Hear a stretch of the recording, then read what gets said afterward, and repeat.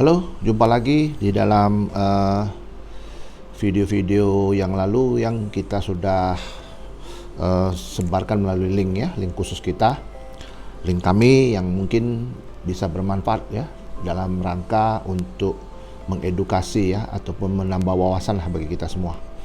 Jadi akhir-akhir ini kita tahu bahwa kita sekarang lagi dikurung dengan pandemi. Kalau pandemi itu artinya seluruh ya, seluruh dunia. Kalau epidemi daerah saja, ini pandemi. Seluruh dunia mengalami ini. Pandemi COVID-19 ini tidak akan bisa berakhir sampai kapanpun dan ini akan ada terus bersama kita. Saya tidak akan berbicara apakah pandemi COVID-19 ini dari sisi politik ya, atau ini sengaja atau tidak ya, tapi yang jelas pandemi ini telah melanda seluruh dunia, bukan hampir lagi, sekarang seluruh dunia gitu. Indonesia salah satu wilayah ya yang terdampak dengan pandemi ini. Pelambatan ekonomi sudah pasti terjadi ya. Menurut Ibu Mulyani akan pada semester ini akan pertumbuhan ekonomi kita ini akan minus gitu loh, minus 3, sekian persen. Artinya jangankan pertumbuhan ya, maju pun tidak, jadi stuck gitu ya. Artinya ya kalau tidak ini cepat ditangani akan terjadi masalah yang lebih buruk lagi dengan ekonomi ini. Jadi kalau bicara ekonomi dengan kesehatan pastinya mana yang lebih penting, kan pertanyaan begitu. Kalau menurut saya sih dua-duanya penting, tapi yang lebih mengerikan lagi bukan karena dampak pandemik. Kalau kita lihat pandemik COVID ini yang terkena dalam hitungan hari, bulan ya, itu kalau dibandingkan dengan penduduk Indonesia ini ya belum signifikan ya itu kalau menurut saya, walaupun itu bukan berarti ukurannya seperti itu ya.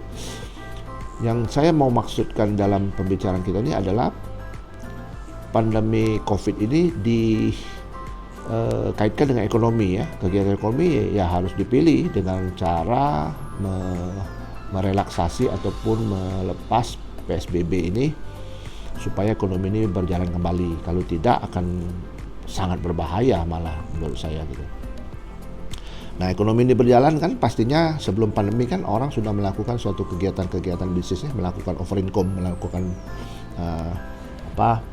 yang disebut dengan perjanjian-perjanjian kontrak dan sebagainya. Kan dalam masa pandemi ini kan banyak yang tidak bisa terlaksana karena satu hal dan lain hal. Utamanya itu karena situasi yang tidak menguntungkan, banyak terjadi PHK, orang kesulitan dalam memutar ekonomi ini kan gitu. Nah pertanyaannya apakah masuk pandemi ini dalam konteks force majeure atau sebab-sebab kahar gitu loh. Nah banyak sekali yang bertanya dengan saya tidak memiliki referensi khusus untuk yang kita sebut dengan COVID ini masuk dalam kategori sebab kahar ataupun yang disebut dengan force majeure. Kalau force majeure itu kan dalam bahasa aslinya itu adalah force majeure.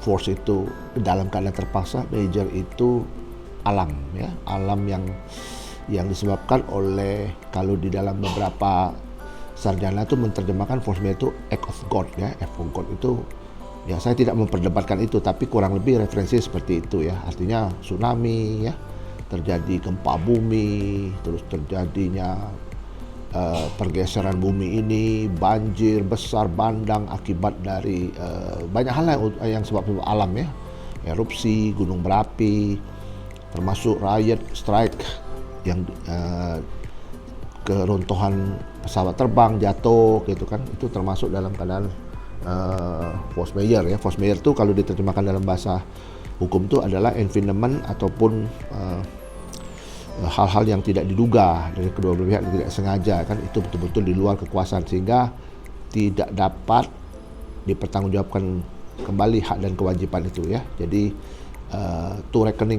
rekeningnya itu untuk mempertanggungjawabkan itu tuh tidak ada gitu loh. Nah kalau kita kembali ke COVID ya, COVID ini menurut saya bisa iya bisa tidak. Kenapa saya bilang bisa iya bisa tidak? Itu lihat konteksnya tuh. Contoh misalnya kalau perjanjian-perjanjian itu yang langsung berdampak pada COVID ya, misalnya contoh pengusaha spa. Ini saya kasih yang lebih yang ekstrim supaya kita lebih gampang memahami.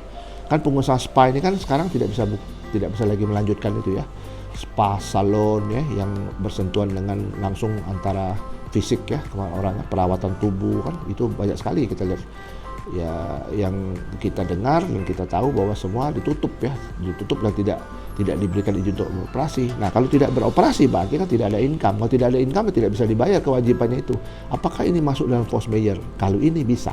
Cuma kita mesti harus ada yang disebut dengan jurisprudensi ataupun referensi-referensi lain ya. Karena ini tidak bisa ditemukan referensinya karena memang belum pernah ada, maka ya ini masih berupa interpretasi masing-masing. Tapi menurut saya ini bisa masuk dalam kategori yang disebut dengan force majeure. Nah, force majeure ini sudah pasti kan membebaskan orang dari kewajiban. Nah, bagaimana ngelihat force majeure ini? Lihat dari konteksnya tadi. Kalau pengusaha-pengusaha yang berdampak langsung seperti yang saya contohkan tadi, itu bisa disebut dengan force majeure. Tapi tidak untuk beberapa usaha yang tidak ada kaitannya dengan namanya ini force majeure dalam COVID ya. Contoh misalnya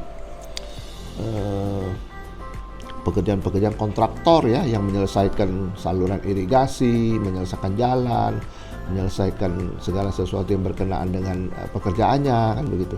Itu tidak bisa disebut masuk dalam kategori force majeure ya. Apalagi misalnya supplier sembako ya kan, seperti juga halnya ya yang lain-lainnya tidak ada hubungan dengan COVID. Jadi kesimpulan saya, COVID ini tidak bisa disamaratakan dalam setiap usaha. Ya, nah ini yang mungkin saya bisa sampaikan.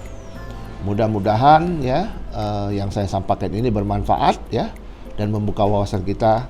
Semoga kita semua dalam lindungannya dan tetap semangat dan sukses.